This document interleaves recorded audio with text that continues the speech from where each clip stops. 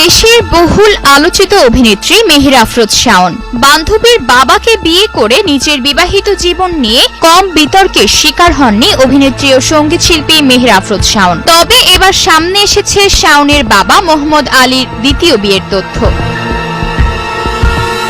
বিদেশে অবস্থানরত অনুসন্ধানী সাংবাদিক ইলিয়াস হোসেন সম্প্রতি সামাজিক যোগাযোগ মাধ্যমে এই বিষয়ে একটি প্রতিবেদন প্রকাশ করেছেন। প্রতিবেদন অনুযায়ী ম্যারেজ মিডিয়ার মাধ্যমে পরিচয় হয় শাওনের বাবা মোহাম্মদ আলীর সঙ্গে তার দ্বিতীয় স্ত্রী নিশি ইসলামের। তবে এজন্য কম অত্যাচার সইতে হয়নি মোহাম্মদ আলীকে। স্ত্রী ও ৩ মেয়ে মিলে তাকে মারধর করে, কারণ সম্পত্তি ভাগ হবার ভয়। ৮০ বছর বয়সে বাবার দ্বিতীয় বিয়ে মেনে নিতে পারেনি শাওন। ২০২৪ সালের ১ এপ্রিল বাবাকে শায়েস্তা করতে ৩ সন্তান মিলে মাদকাসক্ত বানিয়ে উত্তরার একটি রিহাবে পাঠায়, আর তার নতুন স্ত্রীকে মিথ্যা মামলা দিয়ে জেল অবধি খাটিয়েছেন। আমার প্রাক্তন হাজবেন্ডকে নিয়ে মামলাটা দেয় যে আমার প্রাক্তন হাজবেন্ডের সাথে আমার এখনো অবৈধ সম্পর্ক আছে।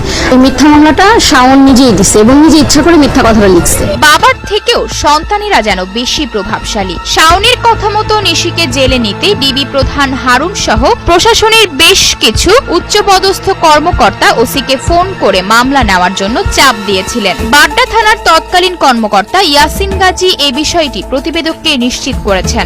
শাওন রোডা পেজা ড্রাপ করে নিয়ে আসলো। আচ্ছা, বাইরে কোনো টাকা দিয়ে তাইলে সে হয়তো তার ফ্যামিলি লোকজন গার্ডিয়ান বাদী যদি হয়, তো এটা নিয়ে অনেক না বাদী হইতে হবে তো আপনার ইয়েকে, আপনার বাবাকে। তার সাথে ঘটনা, সে ম্যাচিউর পার্সন, না সে অসুস্থ হসপিটালে, তো তাকে প্রেশারের উপরে মামলা নিতে হয়েছে।